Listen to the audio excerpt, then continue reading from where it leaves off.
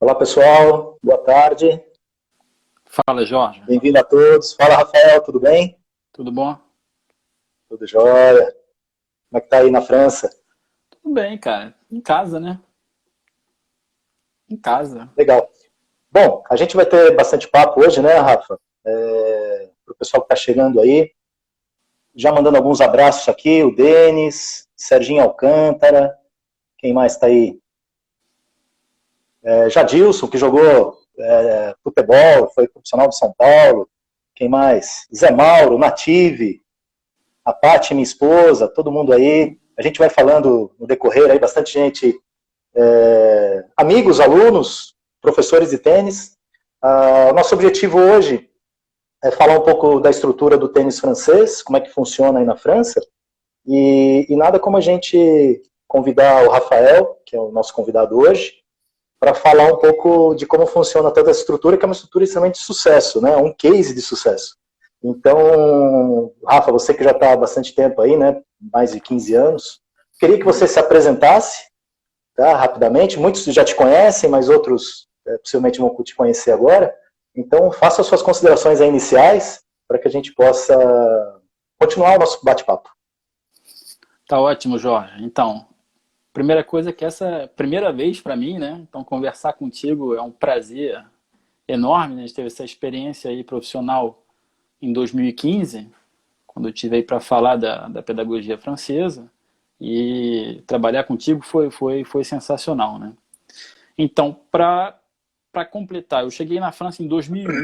Na verdade, eu segui minha mãe e o marido da minha mãe, que vieram continuar a pesquisa aqui. Eu entrei na faculdade, eu já estava na faculdade na UERJ, Educação Física, no Rio, e aí eu continuei a faculdade de Educação Física aqui em 2002. E aí, em 2005, eu passei o primeiro nível de diploma de professor de tênis, porque é um diploma que é separado do Ministério da Educação, é um diploma que é atrelado ao Ministério dos Esportes. E depois, de repente, a gente vai falar um pouco da formação, vamos ver aí. Isso, tá no nosso roteiro mais para frente, tá, Rafa? Pois é. Aí, em 2005, eu tive o diploma, trabalhei em 3 clubes, trabalhei no Polo de Paris. Aliás, foi interessante, porque eu dava aula de tênis, tinha um cavalo do lado, assim, o pessoal dando... Trabalhei em 2 outros clubes e no ano seguinte, na temporada 2006, 2007, eu passei a ser diretor esportivo do clube no qual eu jogava. E entre 2009 e 2011, eu passei o segundo nível de treinador, que é para ser treinador ou diretor esportivo, que se chama o Diploma de Estado Superior, que é o segundo nível do Ministério dos Esportes. No meio disso eu fiz um Master também, mas estou falando mais de tênis aqui. E já, então, desde a temporada de 2006, 2007, eu sou diretor esportivo do meu clube aqui na região parisiense, aqui na cidade onde eu moro, né? Bacana. Só uma... Acho que vale... Antes de você ir para a França, você já atuava como professor? Você é do Rio, né? E você já atuava como professor de tênis? Pois é, eu sou do Rio, então joguei muito nos anos 90, né? E eu joguei na Lobby, que é uma academia super bonita que tem no Rio, que fica, dá pra ver o Cristo. Quando eu levo minha esposa lá, que é francesa, ela alucina, né? Ela, se for isso aqui, não, isso é coisa de outro planeta, né? Então joguei muito na Lobby, joguei no Fluminense também, e em 98 estava com 18, entrei na faculdade de Educação Física, comecei a dar aula também, comecei a dar aula na Lobby, entre 99 e 2001, logo antes de vir para cá, né? Tá. Bom, legal. A gente vai ter um roteiro a seguir aqui, porque para o pessoal que está chegando aí, que está conosco, a nossa ideia é fazer 2 momentos, né? Hoje uma parte 1 e depois, na outra semana, a gente fazer uma parte 2. Hoje muito mais falar da questão estrutural, realmente, do tênis francês, né? Como que isso funciona. E daí, na outra oportunidade, na próxima semana, a gente estava conversando, né, Rafael, da gente falar a respeito um pouco mais específico, principalmente da sua linha de trabalho, que você trabalha muito na formação, né? Então, como funciona essa formação, como é que são os modelos de torneios, o que isso pode representar na formação dos garotos, enfim, a gente vai entrar nessa questão mais de formação, que é um tema extremamente pertinente, né? E hoje a gente fica mais nessa parte estrutural. Então, a gente vai ter uma continuidade, né, a respeito dos temas que nós vamos estar conversando, tá bom? Tá ótimo. Uma curiosidade minha, queria saber de você o seguinte, como que foi essa sua adaptação, Rafael, assim que você chega aí na França, em Paris, como é que foi essa adaptação? Porque nós vamos comentar a respeito de tudo isso, né, como funciona. Não é qualquer um que pode chegar e ministrar aula de tênis como acontece em outros lugares, talvez até aqui no Brasil também aconteça um pouco, já diminuiu isso, mas ainda acontece. Como foi a sua adaptação nesse sentido, né? Não só a questão pedagógica, de estudos, de conteúdos, de se formar como professor, mas também a sua adaptação. Você teve muita dificuldade nessa sua introdução no tênis francês aí? Assim, a minha introdução foi jogando, né? A primeira coisa que eu fiz aqui foi chegar a procurar um clube. Foi a primeira coisa que eu fiz. Então, só para ter uma ideia, eu não conseguia explicar. No dia que eu fui procurar o clube, encontrei o treinador aqui, aliás, é um cara que foi treinar até no alto nível, eu não conseguia explicar que eu tinha vindo com a minha mãe e com o marido dela para a França. Isso assim, em uma semana, né? Isso foi no... Mas não tem problema, porque você começa a jogar, as regras são as mesmas para todo mundo. Então, isso foi assim, uma porta de entrada enorme para entrar naquele... Aí, comecei a faculdade. Na faculdade de Educação Física, você tem a opção, quer dizer, que é o teu esporte preferido, como tênis. Então, você tem a matéria tênis na faculdade de Educação Física. E o que foi mais difícil, não vou falar do frio, não vou falar, porque quando você dá aula que faz zero, e que está no saibro, que o saibro é úmido, que a umidade vem pelo pé, e que...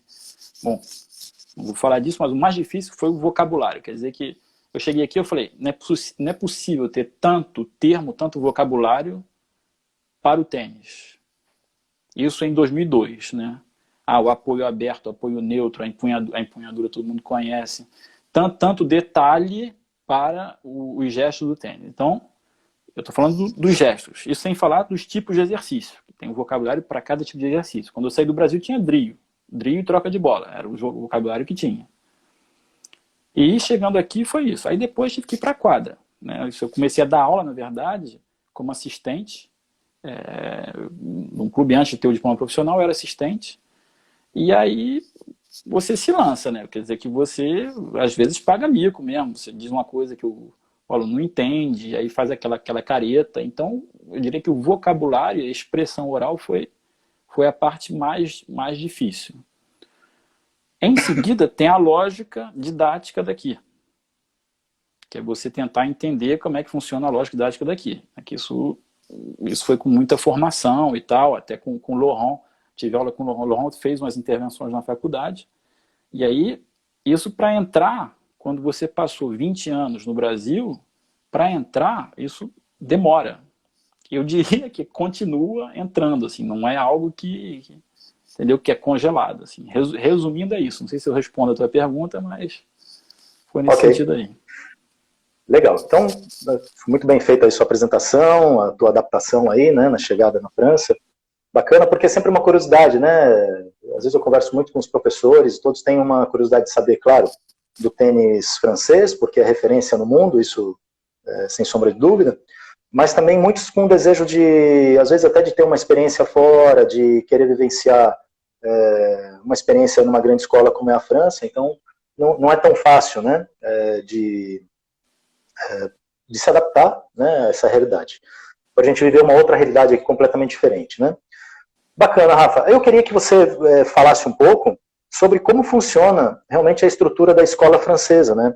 Então, numa ordem progressiva, como é que funciona? O tênis começa nas escolas, começa nos clubes, depois tem os centros regionais, vai para a federação. De uma maneira assim, sintetizada, como que mais ou menos funciona essa linha progressiva do tênis francês? Tá, só dar um alô ali pro Silvio Bastos da Fox, né? Então. Um abraço aqui ao Silvio, ao Jacaré, eu já te respondo, Jacaré, sobre a tua pergunta. O Adair, professor aqui de Maceió, a Silvana também, professora aqui de Maceió, entrou. Enfim, Ricardo Coelho, de São Paulo, bastante gente aí chegando. Desculpa, pessoal, tá passando bastante, mas um abraço a todos e obrigado aí pelo prestígio. Então, aí, em relação à estrutura do tênis, Eu diria que é uma estrutura mais para piramidal. Quer dizer o quê? Tem a base da pirâmide são os clubes. O que é um clube aqui? Um clube é uma associação esportiva.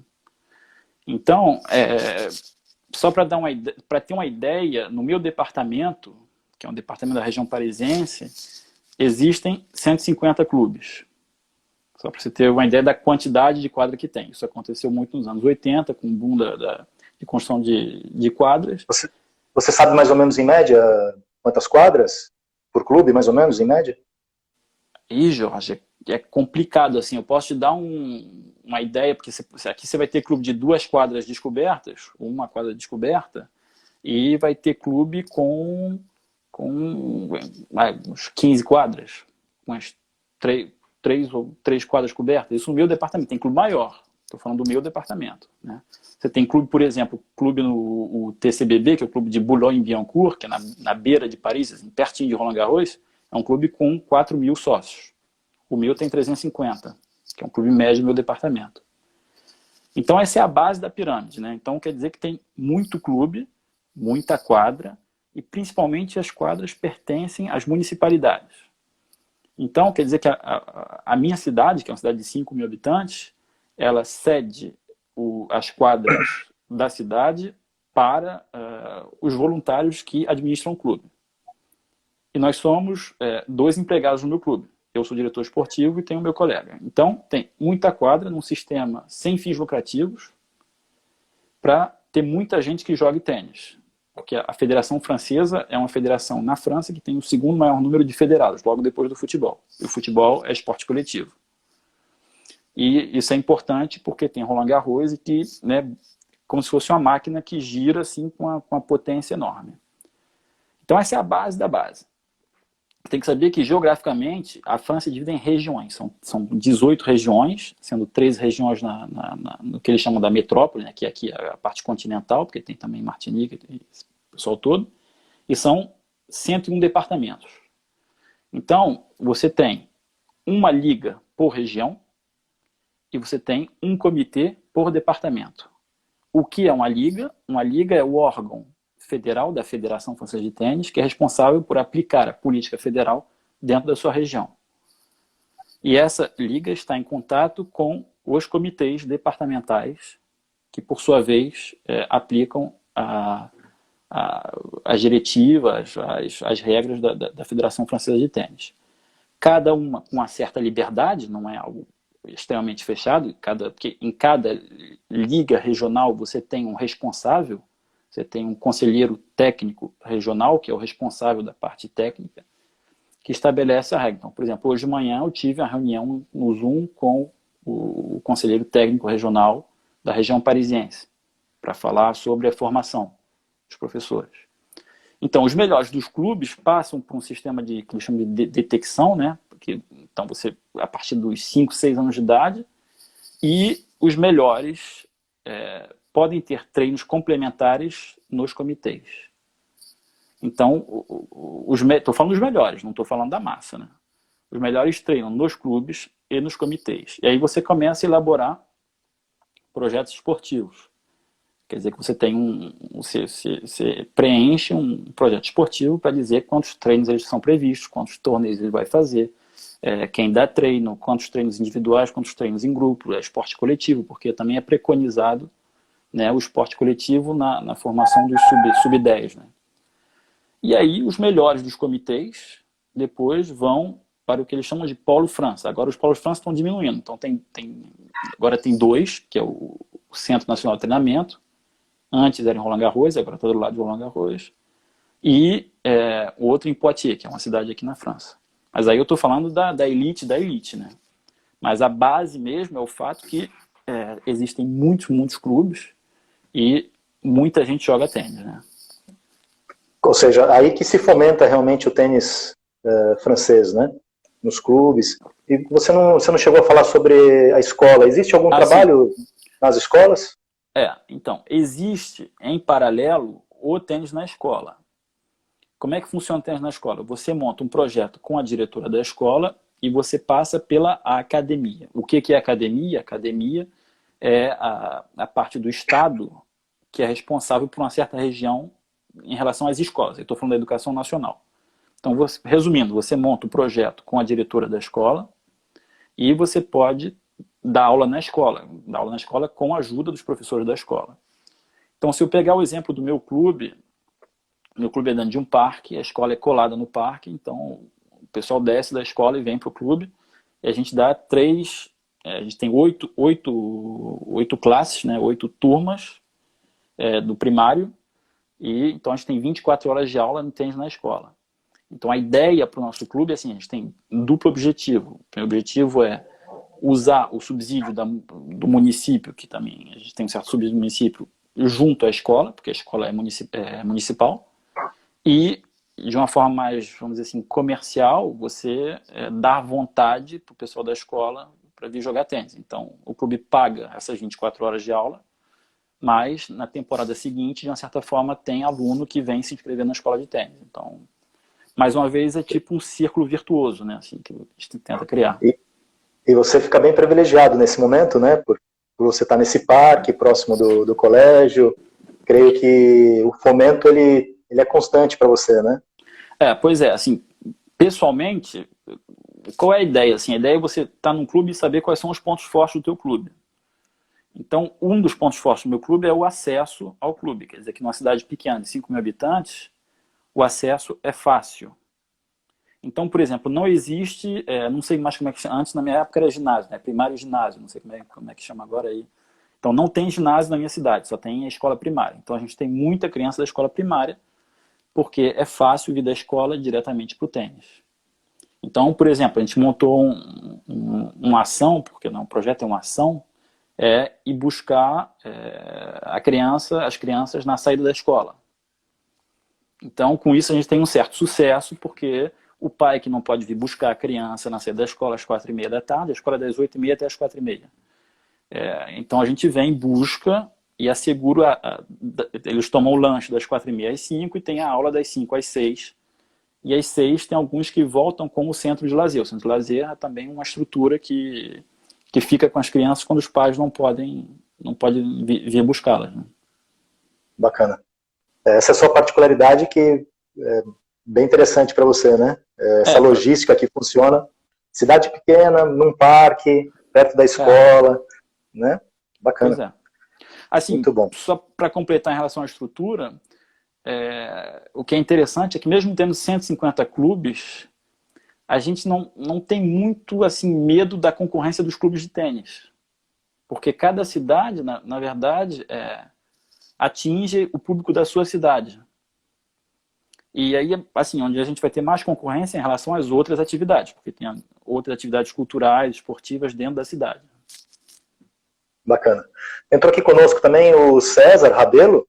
O César é de São Paulo, do interior de São Paulo, grande amigo, e está vivendo na Califórnia, né? Está numa bela academia lá. E ele está comentando aqui também que ele está fazendo essa mesma logística aí, Rafael, de buscar as crianças na escola, no colégio.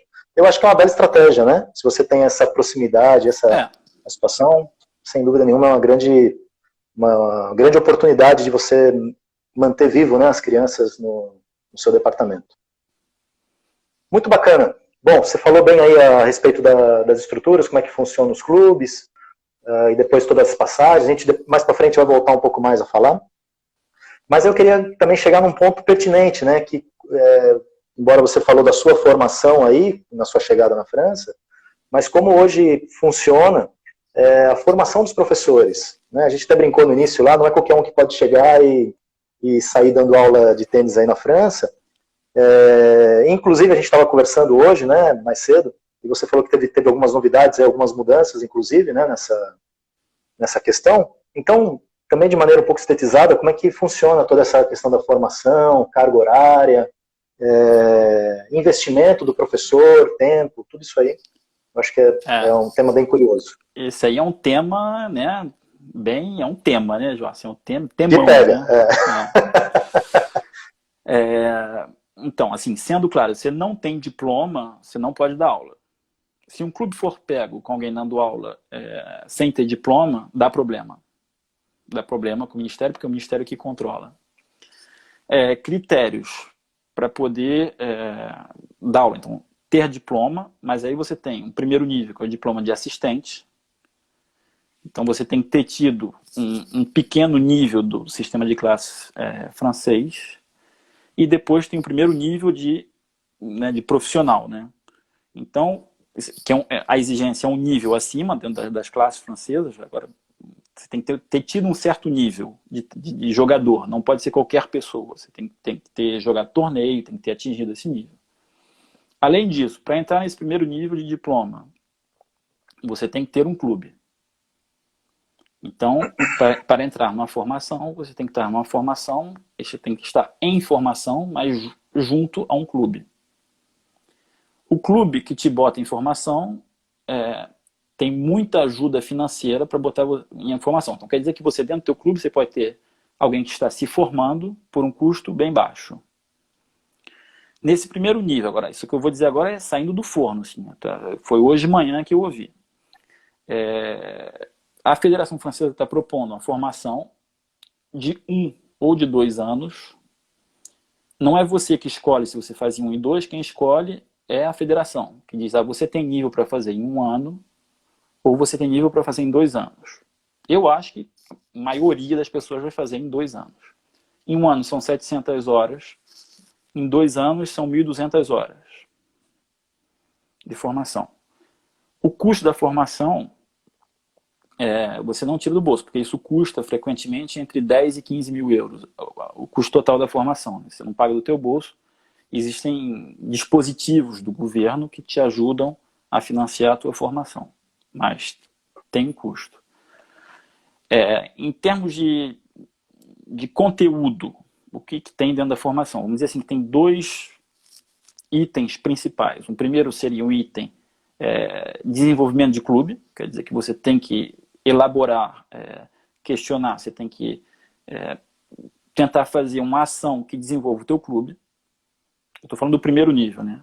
E a outra parte é a parte didática, a parte de quadra, a parte mais científica, que não é tão elaborada quanto uma universidade, mas você vê uma parte científica, a parte didática, a parte... Você vai na quadra, e a parte de quadra quer dizer também que você também dá aula. Isso aqui chama uma formação em alternância, né? Se pudesse traduzir, seria isso. Você está no clube e vai alguns dias por semana na formação. E no final você tem a avaliação, né, que não é feita pelas pessoas da formação, é feita por alguém da tua área, então um professor de tênis com um certo nível, com nível 2 de professor, e alguém do Ministério dos Esportes. Você não é avaliado pela pessoa que te forma, entendeu? Você é avaliado por pessoas exteriores. Perfeito. Mais alguns abraços aqui, rapidamente, ao Eric Índio, ao Diogo Rocha, o Eric é de São Paulo, o Diogo de Recife, o Haroldo Suete está aí também, abração Haroldo, lá de Ribeirão, o professor Luciano Mangabeira acabou de entrar aí também, entre outros que estão bombando aí, todo mundo entrando. Alagoas, viva Alagoas. Bom, aqui eu queria só responder para o Jacaré, o Frank Veloso também entrando aí, respondendo para o Jacaré, ele comentou a respeito do termo mais técnico, que é o que nós vamos trabalhar aqui na nossa live, na segunda live, né? Então nessa primeira live a gente vai falar mais sobre a estrutura, né? Como que funciona o tênis na França, e depois na próxima live, na semana que vem, a ideia é que a gente fale um pouco sobre a formação, sobre golpes, enfim, a gente abre para perguntas, eu acho que fica bem pertinente assim, né? Fica uma situação mais completa. Então o Jacaré queria saber um pouco a respeito da introdução do saque, então a gente vai deixar essa situação, a gente pode até falar um pouco, mas é um tema para a próxima live. E tem uma pergunta do Denis também, o Denis de Campinas, nosso grande amigo, está aí nos prestigiando, fera. O Denis é. E o Denis fez uma pergunta, eu sintetizei um pouco a pergunta aqui, ele estava perguntando o seguinte, Rafael, se implantar veja se eu não estou equivocado, tá, Denis, você me corrige, mas se implantar toda essa metodologia, né, todo esse processo da França aqui no Brasil, com a tua experiência você tem aqui também um pouco do tênis brasileiro, você acha que funcionaria?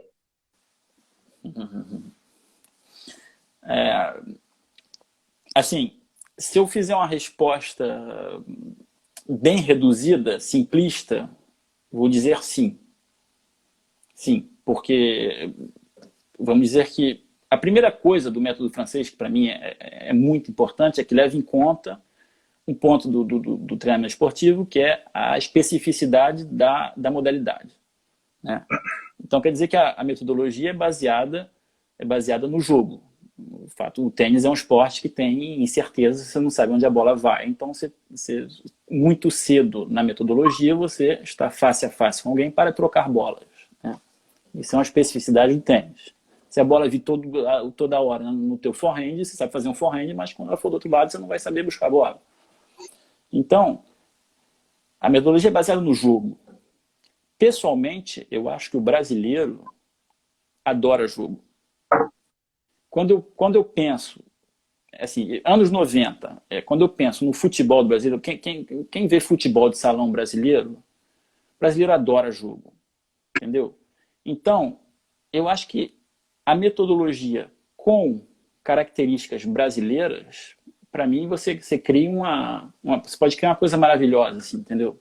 Quer dizer, a base, você tem uma base séria, bem, com objetivos bem determinados, com critérios bem claros, somado ao que os franceses chamam de o saber ser, quer dizer, que é a personalidade da pessoa. O brasileiro é gente boa, assim, resumindo, né? Pô, Jorge, quando eu estive aí contigo em 2015, eu fiz 6 datas para falar pedagogia. Todo lugar que eu fui recebido como se eu fosse, pô, amigo dos caras já há muito tempo, entendeu? Então, isso, eu acho que pode ser muito legal, assim, muito legal. Eu acho que a cultura é um pouco diferente, né? Mas eu acho que tudo é adaptável. Eu acho que é importante a gente adaptar a nossa realidade. Isso, exato. Pegar realmente o que funciona, né, as coisas que a gente já enxerga como sucesso, mas traduzir isso para a nossa realidade, né? Eu acho que a gente está muito atrás em muitas coisas, né? Estrutura, a formação dos professores está melhorando bastante, mas acho muito a fazer ainda, muito a se... o professor ir buscar mais conteúdo também, né? Eu vejo uma situação, acho que foi com o Haroldo, até eu estava conversando outro dia, que as grandes escolas, elas têm elas especializam também os professores, né? A gente tem uma realidade aqui no Brasil que, poxa, o professor precisa ganhar o feijão com arroz dele, não tem jeito. Então, muitas vezes, ele ministra uma aula para um grupo de crianças, né? Logo na sequência ele dá uma aula para adulto, depois ele dá uma aula para treinamento, de rendimento, e mistura um pouco as coisas, e é complicado, precisa ter uma habilidade muito apurada ali para você fazer isso. Essa é a nossa realidade, né? Eu acho que nos grandes centros, o que funciona bacana é isso, é que cada professor trabalha dentro de um módulo de trabalho, né? Então ele vai trabalhar com crianças, depois ele vai trabalhar vamos chamar ali de um pré-treinamento, a formação das crianças, depois o rendimento. Esse cara se especializa nessa área, então ele está muito sintonizado nisso. E nós aqui temos essa situação de ter que atender, né? Faz tênis social, tênis criança, então eu acho que isso mistura um pouco as bolas e complica.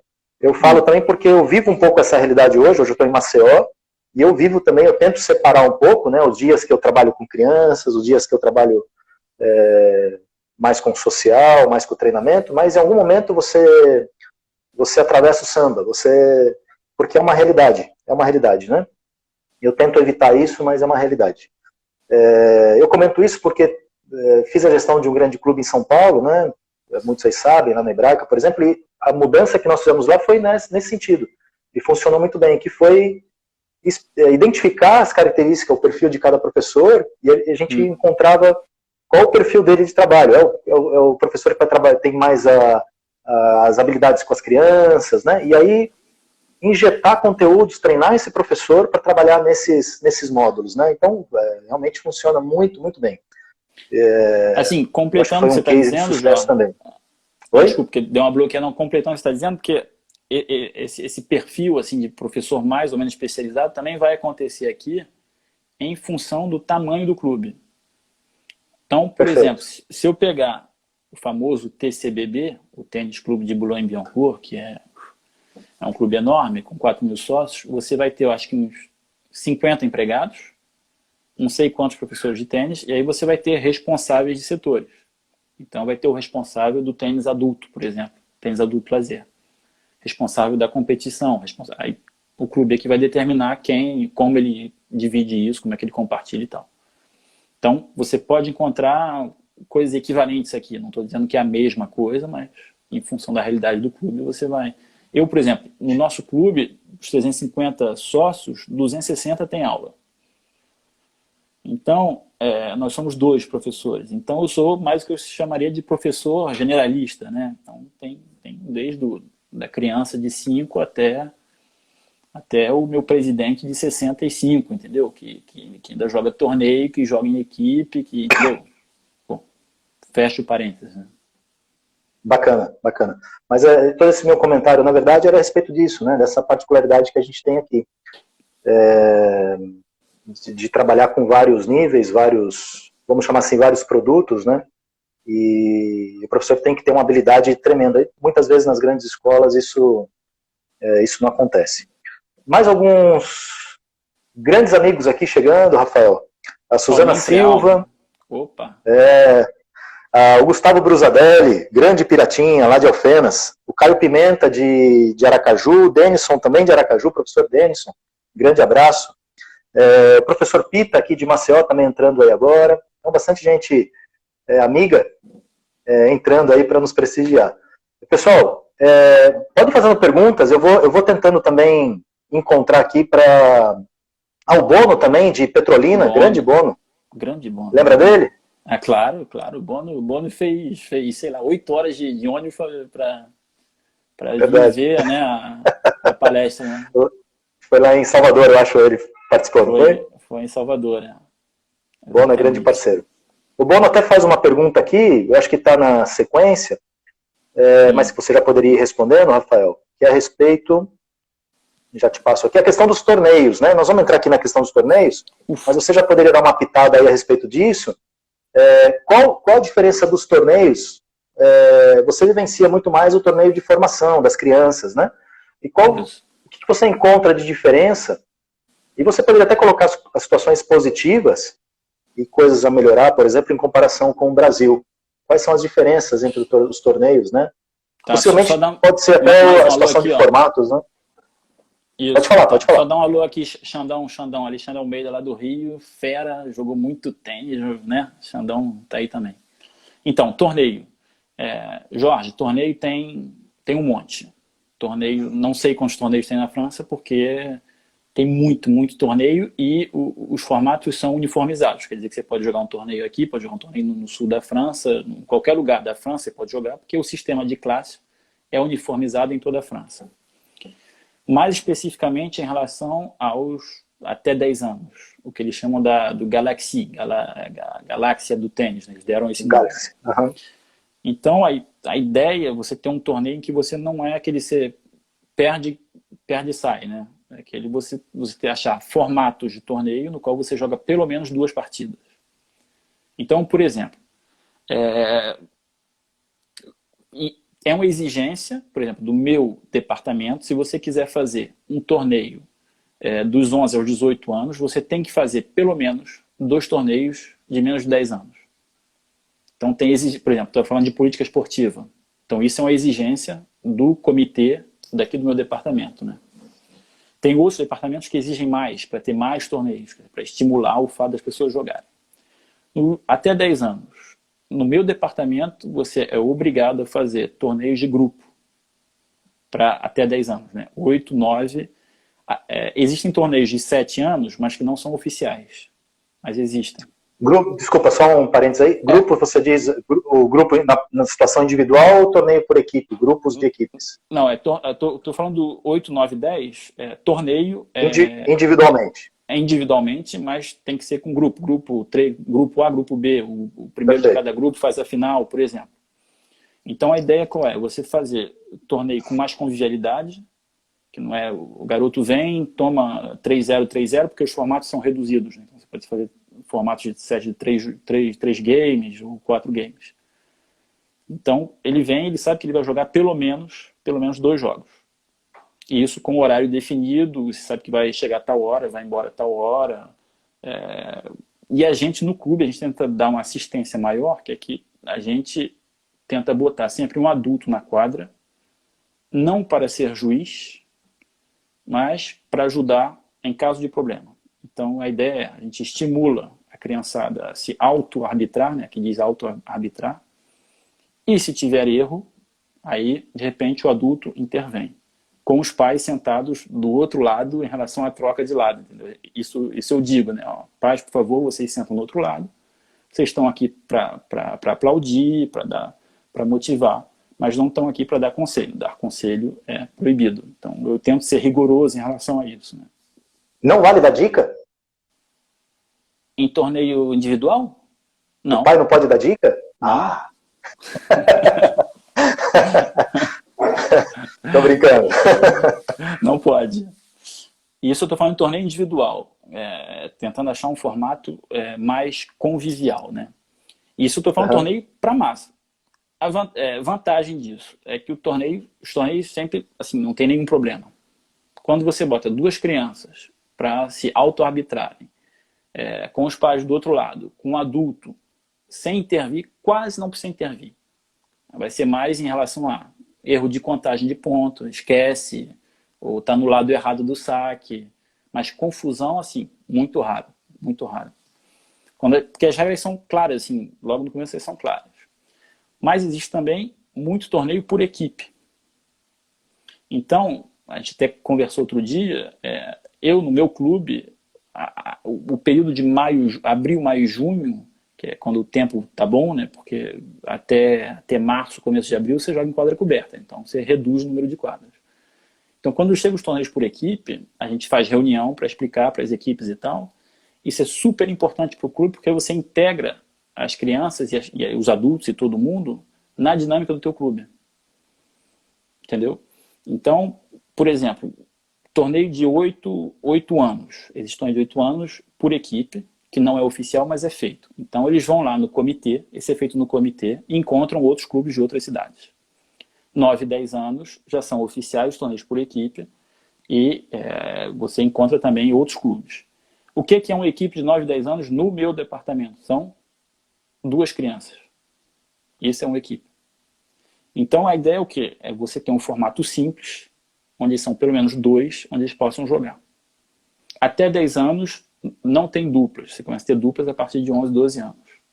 E aí um encontro por equipe a partir de 11, 12 anos, quer dizer, uma partida por enquanto, que aí você tem pelo menos 5 quartas-feiras, porque na quarta-feira de tarde não tem aula. Né? Você tem 2 jogos de simples e um jogo de dupla. Aí quer dizer que a criança, nessa quarta-feira, quando ela vai em tal cidade jogar, ela sabe que vai começar o jogo lá em torno das 2, ela vai sair de lá às 5, 6 da tarde. Então, mas a bacana. dinâmica de torneio por equipe é super importante, assim, é super importante. É muito saudável, né, Rafael? Para as crianças, para o evento, acho que cria um clima super bacana e é saudável para as crianças. Eu acho que é super válido isso. Assim, torneio por equipe, cara, se eu pudesse fazer mais, eu faria, assim, não tem nenhuma complicação, não tem. Agora, para poder fazer torneio individual, você tem que ter um certo diploma. Você não pode ser qualquer pessoa que pode ser organizador de torneio individual. Tem também regras que são específicas em relação à organização do torneio. Perfeito. E aí, já engatilhando nisso aí, fazendo um link, a Suzana Silva fez uma pergunta super pertinente, que é referente a isso, né? Eu até brinquei a respeito das dicas dos pais, né? Mas se existe, como é feita essa formação junto aos pais? Porque é sempre uma preocupação que nós temos aqui, né? Porque muitas vezes a gente pede um certo comportamento dos pais, mas na verdade a culpa é nossa se não acontece, porque nós não formamos os pais, nós não instruímos os pais, né? Estou generalizando, é claro que tem lugares que fazem esse treinamento, eu conheço tudo, né? Faz essa preparação, essa palestra para os pais, enfim. Essa formação, vamos chamar assim, de uma maneira mais geral, né? E como que é feita aí, ou como você faz, por exemplo, aí no teu clube? Então, não existe formação dos pais. Existe cartilha, tem uma cartilha que é feita para a federação, que você pode usar, né? Agora, o que acontece em relação aos pais do meu clube? Eu não faço, eu faço reunião de torneio por equipe. Faço reunião de torneio por equipe e uma reunião no começo do ano, que é em relação ao pessoal que está mais para a competição. Então, tem 2 reuniões com os pais, nas quais, mas não são específicas para o comportamento dos pais, né? O que eu observo já há 15 anos, eu observo que o comportamento dos pais evoluiu, melhorou. Da minha experiência, melhorou por quê? Porque quando a criançada começa a jogar, muita gente joga bastante torneio sem ter um projeto profissional, entendeu? Jogar Sim. Torneio faz parte da formação da criança, mas Da não criança. é por isso que ele visa ser o melhor do mundo. Só tem uma diferença muito grande entre os melhores e a grande maioria. A outra coisa que é importante é quando você tem o que eles chamam de juiz-árbitro. O juiz-árbitro é o quê? O juiz-árbitro, que é o responsável do torneio. Quando esse responsável do torneio tem uma posição muito clara quando os pais chegam, para mim, as coisas são claras já no começo. Então, você tem pouca intervenção dos pais. Quando você chega e você diz, ó, é assim que funciona, e quando tem Tá bem claro. a pessoa já derrapa um pouquinho, você vai lá e fala, ó, isso aqui está fora do quadro que a gente falou, já acalma bastante. Você passa a ter só tênis, você não tem tênis mais estresse, porque, bom, todo mundo sabe que jogar tênis não é um esporte calmo, né? Jogar tênis, conheço poucas das pessoas que são calmas na quadra de tênis, né? Então, assim, normalmente é onde aflora as emoções, né? Tanto de quem está jogando, como das pessoas que ficam na arquibancada, né? Exatamente, é isso aí. E resumindo é isso, mas não tem informação específica para os pais.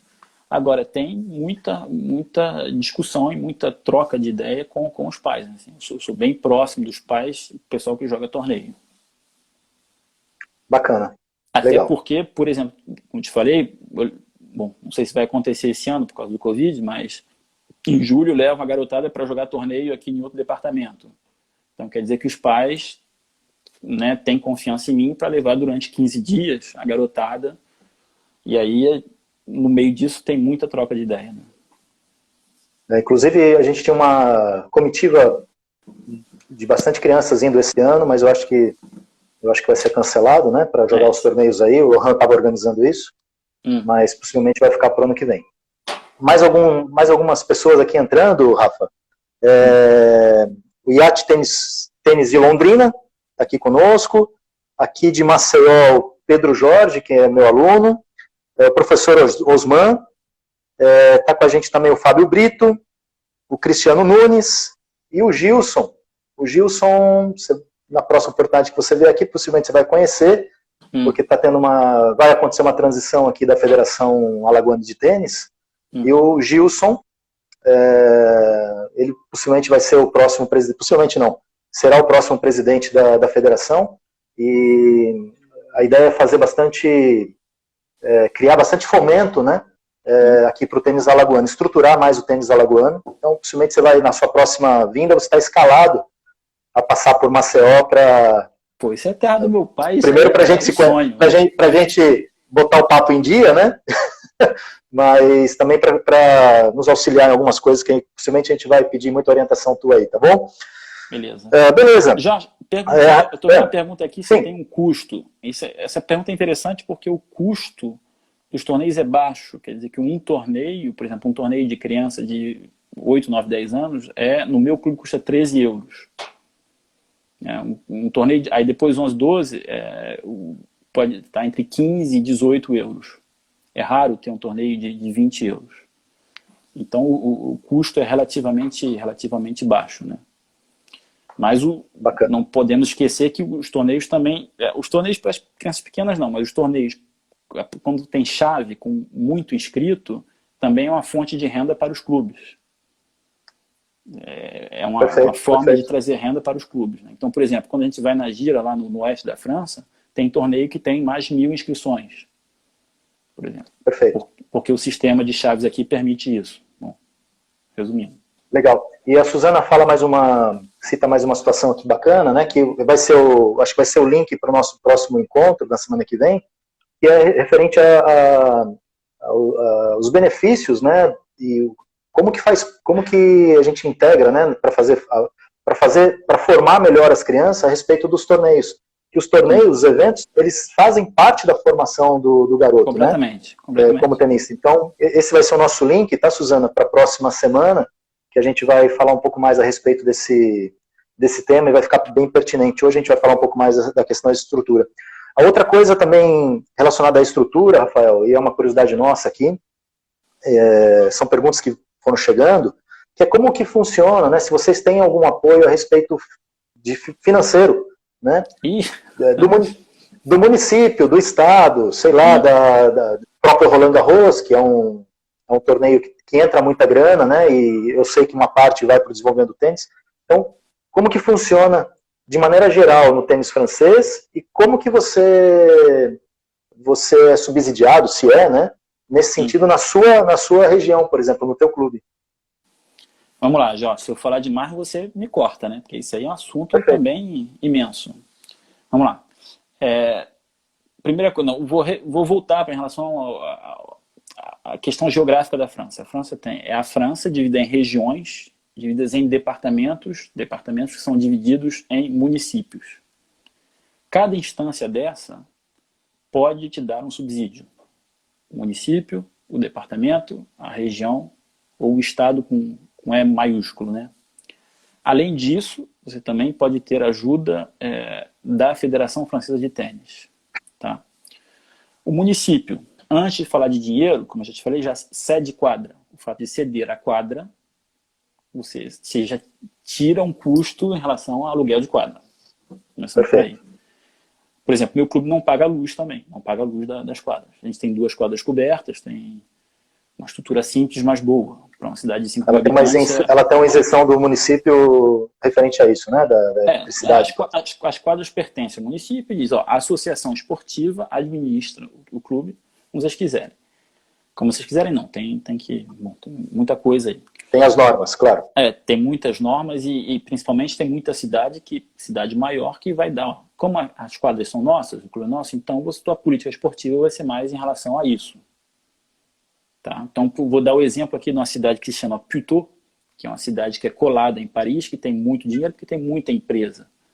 Então, isso eu conversei com um colega que trabalhava lá, eles tinham um certo nível por equipe, sei lá, nível nacional 3, e o responsável dos esportes da cidade chegou um dia e falou para ele, ó, por que você não me pede um cheque de tanto que você compra um jogador para subir para tal nível? Isso não acontece na minha cidade, estou falando de Puteaux, que é uma cidade... Na minha cidade isso não acontece. Na minha cidade, eu tenho as quadras e tem dinheiro do município, porque o município ajuda todas as associações, não só esportivas, de forma independente. Assim. Então, eles dão dinheiro porque as associações, de uma certa forma, ajudam o cidadão da minha cidade a ficar ocupado. Então, o garoto que sai da escola às 4h30 que vem jogar tênis, de uma certa forma, o tênis está exercendo uma função municipal. Porque a criança não está largada na rua. Estou fazendo um raciocínio simples. Não, perfeito. Faz parte da política do município, perfeito. No orçamento do meu clube anual, a gente tem um subsídio de 6 mil euros anuais em relação ao município que dá. A gente tem ajuda do departamento, que é atrelada à quantidade de federados. Então, quer dizer que a gente tem 300. Quando você é sócio de um clube, automaticamente você é federado. Né? Porque quando você paga essa licença, que chama licença, carteirinha federado na federação, você tem o seguro da federação e tal. Então, eu acho que no departamento dá 6 euros por pessoa federada. Na região, aí você pode entrar com coisa mais específica. Às vezes, quando você quer construir uma quadra coberta, você pode ter ajuda da região, do município, da federação. Então, é meio que uma engenharia assim, de financiamento, o orçamento de cada clube. Pois eu fiz um texto recentemente onde eu expliquei um pouco isso aí. Ao nível do Estado, do Estado com E maiúsculo, você tem o que chama a Caixa Nacional de Desenvolvimento do Esporte, que é um órgão do Ministério que diz, ó, o que é importante no esporte é desenvolver projetos para pessoas com necessidades especiais. E aí você monta o teu projeto, você vai ver a pessoa referente a isso, que é extremamente detalhado, quer dizer que você monta um dossiê super complexo, e aí você vai ver um organismo, por exemplo, pessoas com necessidades especiais, sei lá, pessoas cegas, Você vê tal instituto, aí você trabalha com tal instituto e você pode ter subvenção.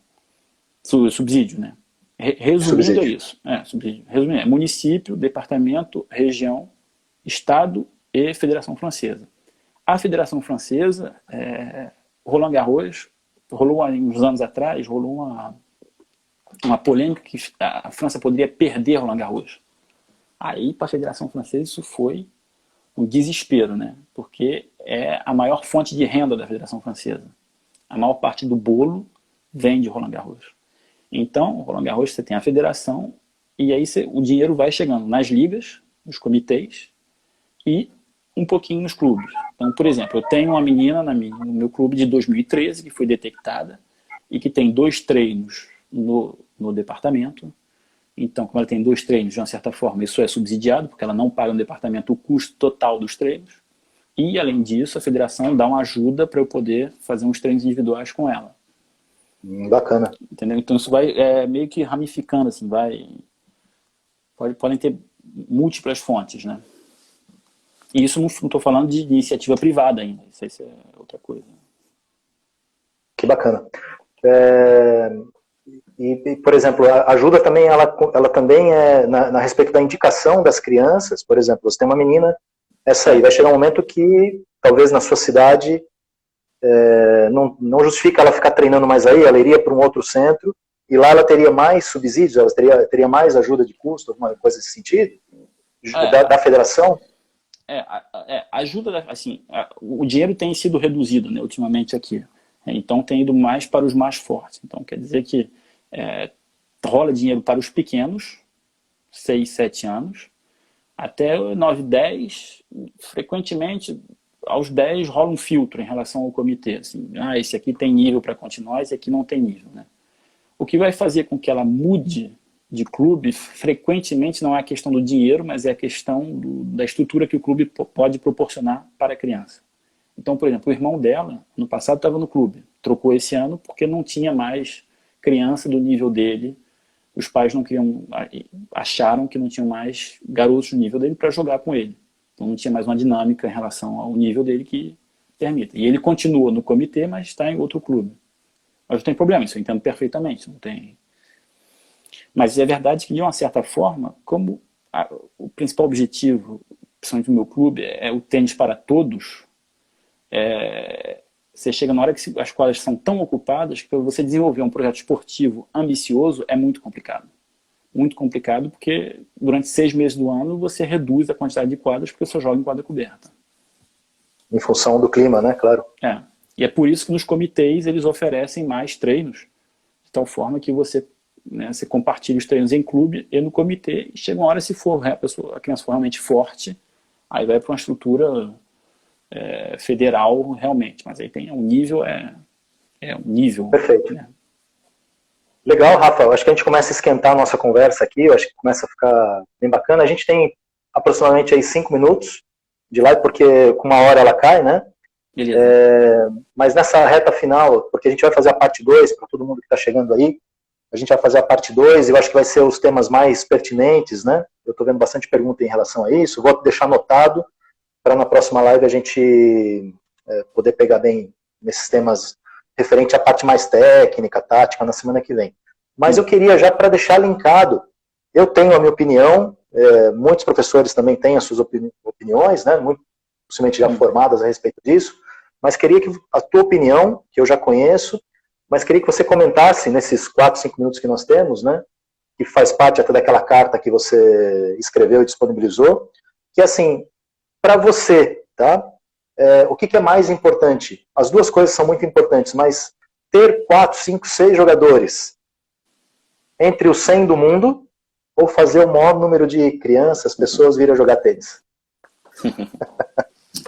Jorjão, aí a gente vai entrar naquele assunto que é importante. Pimentinha, tem que ter a perguntinha pimenta, né?